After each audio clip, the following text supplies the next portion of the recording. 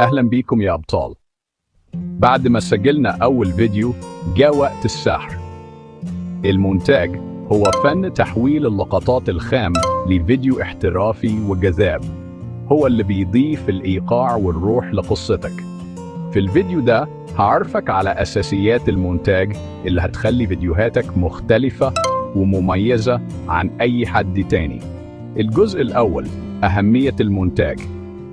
المونتاج هو روح الفيديو، مش بس بيخلي الكلام مفهوم ومختصر، لكنه بيتحكم في إيقاع الفيديو وبيوجه مشاعر المشاهد. من خلاله تقدر توصل أجزاء المملة وتضيف موسيقى تصويرية، صور توضيحية، ونصوص جذابة لبناء قصة متكاملة. الجزء الثاني: برامج المونتاج للموبايل.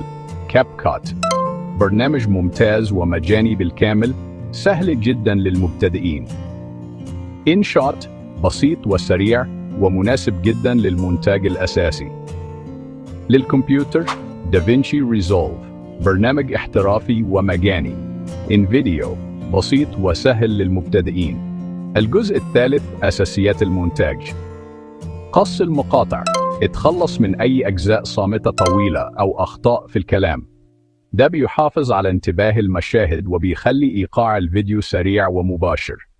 إضافة النصوص: ضيف النصوص على الشاشة لتوضيح النقاط الرئيسية أو عرض أسماء مهمة. اختار خط واضح وحجم مناسب ليكون سهل القراءة. مثال عملي: هنا عندنا مقطع فيه جزء صامت طويل. سنقوم بقص الجزء الصامت ليصبح الفيديو أسرع وأكثر تشويقاً. الموسيقى والمؤثرات الصوتية: استخدم موسيقى هادية في الخلفية لضبط الحالة المزاجية.